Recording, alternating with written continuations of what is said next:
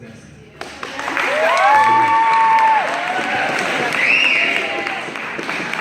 The young guys just cheering about getting me off the stage. I don't appreciate that. Not we are. I'm home. Now, food wasn't involved. I know that. I don't care how great a speaker you are. If anybody's looking into doing motivational speaking, you will never be lunch. Ever. I don't care how great of a speaker you are. The second they have the opportunity to leave and eat, you're going to lose. Don't take that personal. I had to learn that the hard way. I'm thinking like, I'm rolling. That was like, yeah, we're going to be dismissed for lunch. For me. Now, I'm going to take this to a little bit more a career-oriented tone. Now, here's the deal. Just as we saw with the definition of success, we had tons of different ideas of success. Some may call this group successful because they were the first to complete their tasks. Some will call the people that even though they had already finished that they didn't quit and they continued to try. Some will call this group successful because they did not decide to allow somebody that at the end had no type of control over their future determine whether they were successful at a task or not. Now, the group that was the most interesting for me was over here because as the young lady, who was the young lady that spoke for them? What's your name? Emily. I told you I was old. Come on, help me. But she brings up such an interesting aspect, and what that is that her response had the true spirit of an entrepreneur. Now, everybody cannot be an entrepreneur, point blank. Everyone's not built to start something from the ground. Some people are made to maintain things. You got people that offer different positions and have different capabilities. Now, we always want to hear, and I'm not saying that this is not true, you hear that you can do anything. Y'all heard that before? I can do whatever I put my mind to. That's awesome. I never want you to lose that. But you know what I want you to add to that? I may not should do everything that I put my mind to. Because here I am. I'm going to give you some stats. I'm 5'7", 195 pounds. Don't judge me. I'm 5'7", 195 pounds. If I had an aspiration to be an NFL lineman,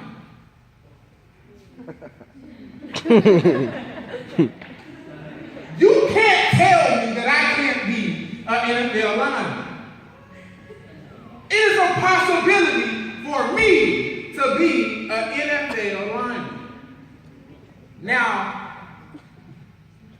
the question might be asked is if I should be an NFL lineman. I probably won't live long. Just be honest with you. Anybody that says that, size don't matter, I don't care how big they are, the bigger they are, the harder they fall. Yeah, sometimes the bigger they are, the harder they hit you. But understand, there's two sides to that story. Sometimes we want to take the exception to the rule and make it the norm. Everybody's not built like that. They hear the entrepreneurs that slept in their cars and they started from losing everything and they came back up. Well, it takes a certain type of mentality to be able to overcome something like that. Some people have it, some people don't. Not to say that they don't have the ability. Understand, I said it takes a certain type of mentality, a certain type of mindset.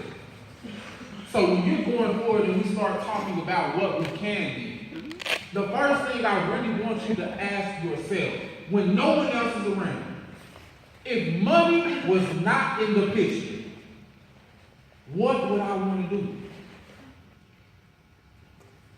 If money wasn't an object, it wasn't a need, all of my needs are going to be met, what is it that I would want to do and you'll find the true passion. Because there's a lot of people in this room, you're going to go to school to be something simply because of money. Am I saying money doesn't matter? By no means. It does. But when money becomes the only reason you're doing something, you are running the risk of being miserable for the rest of your life. I've had the opportunity to talk to billionaires. I've had the opportunity to talk to millionaires. People that are making bukus of dollars. And you know what they share with me? They share with me that they see so many people with money that are miserable. They got jobs that are making 6 figures, 7 figures, and they don't even remember the last time they went to their child's birthday party. Now, with that being said, when you're going forward with success, with your career, whatever it may be, do what you do because it's what you love to do. Now, sometimes you have to take a job that you don't want. Sometimes that may be the case. Because I'm going to squash a myth that a lot of people don't know. Because I heard something when I was younger. You go to school, you get good grades, you go to college, then you get a good job. Anybody else heard that before? You heard it a lot? That's a possibility.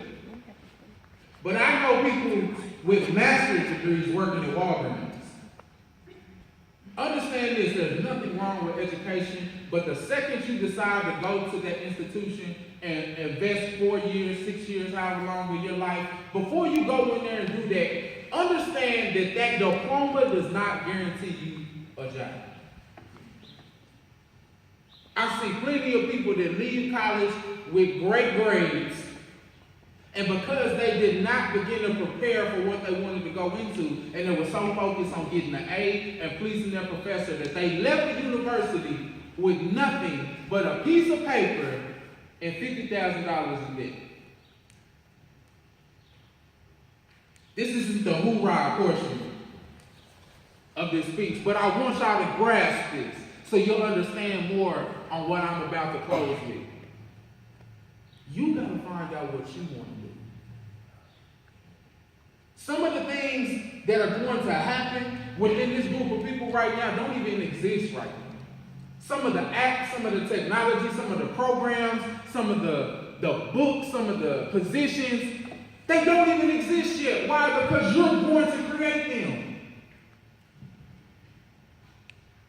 But some of those things won't ever exist because you're supposed to create them and you got stuck into somebody telling you nursing is where you need to be when you don't have a heart for nursing. That's one of the number one professions I see people jump into because of the money, so to speak. And they don't only do damage to themselves because they're miserable, but they do a sad and poor job for people that need that care. Because it's not what they want to do. All they were worried about was the money. They were worried about what I make per hour. They were worried about my benefits. They were worried about where I had a 401k. But what they didn't consider is, am I right for this position, and is this position right for me? So for all of you that are thinking about going forward to college, hoorah. But I will strongly consider you. And if your parents have a problem with them, tell them my name is Tom. Because I don't want to hear them come and talk about it. So this stays between us. Don't tell them that I said this. If you're going to go to school, go for something that you're passionate about. Because can I tell you something about myself? I went to school in 2003. 2003 is when I entered at ACU. I still haven't graduated yet. Do the math, that's a lot longer than 4 years. It's 2016. It's 2003 when I started. But I decided not to quit. But I spent a large portion of my life going to school because I thought I had to go to school. But the truth was, I needed to find out what it is that I wanted to do. And I found that passion in motivational speaking and blowing my own mind, writing a book. I'm going to tell you a secret. I didn't even like to read. I'm dead serious. If somebody came and told you, if they had told me 3-4 years ago that I was going to write a book, I would laugh in the face. Like, I'm going to write a book. The last book that I read was like a Dr. Seuss book.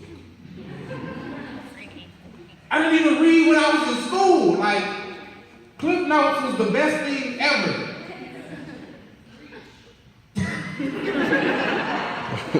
I'm not encouraging that. Read the book. Read the book. I'm telling you the bad things that I'm bad, Chris. Bad, Chris. Because I didn't read the book. Read it. But I'm trying to just make a point to you. Don't just get so caught up in what you're thinking now. Really search yourself. Because when the situation presented itself to where, how am I going to reach out to an entire culture of young people that are suffering from the absence of a father, how am I going to get this message out? And my decision was a book.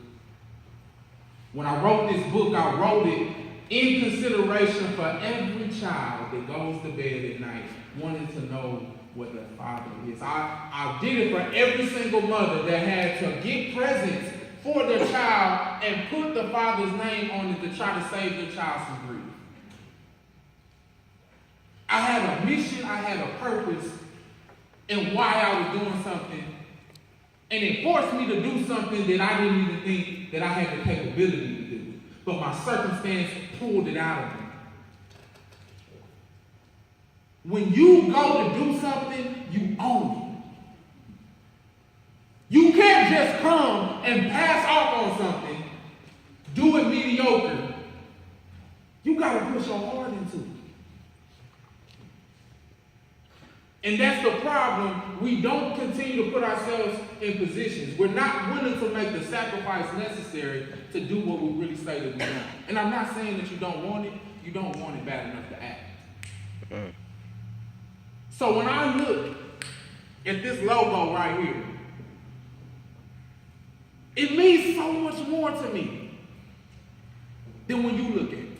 Why? Because I know what's behind it. So you see some yellow letters and white letters on the shirt, or you see the book, but what you don't see is how many young people that are crying. What you don't see is the anger and the frustration. You don't see the blood, sweat, and tears. When you open the pages of my book, you're going to see my blood on those pages. You're going to see my very heart in written form. Can you say that about what you're going to do? Can you look yourself in the mirror and say, I did everything that I had to do to make sure that this is going to succeed in my definition of success? I kept asking y'all the question, what is success? For me, with success with this, it doesn't stop with being a bestseller. Yes, that's one of my goals. I want that to be a bestseller. It doesn't stop with speaking engagements. That's good, that's lovely, that's wonderful. My success is when people come to me and say, because I read your book, I have a better relationship with my mother. Ain't no money for that. There's no money that you can offer me that compares to a child that has never heard the words, I love you, come out his mother's mouth towards him. And the day you get to shake his hand and say, my mama said that she loved me. You can't give me a dollar amount for that. So understand, success is not just wrapped up into money. But you have to decide. You have to decide that the things that you want to do, the impacts that you want to make, is something that you're willing to make a sacrifice for. So as you go to lunch here in just a second, we're going to pick this back up after lunch, but I'm going to give you some work to do. I want you to come back prepared, a couple of you, whoever I call on. I want you to be able to tell me something that you're passionate about. It can be whatever. But I want you to take the time to find something that you, not your parents, not your friends, something that you are passionate about. Can we do that? Y'all got me? Go to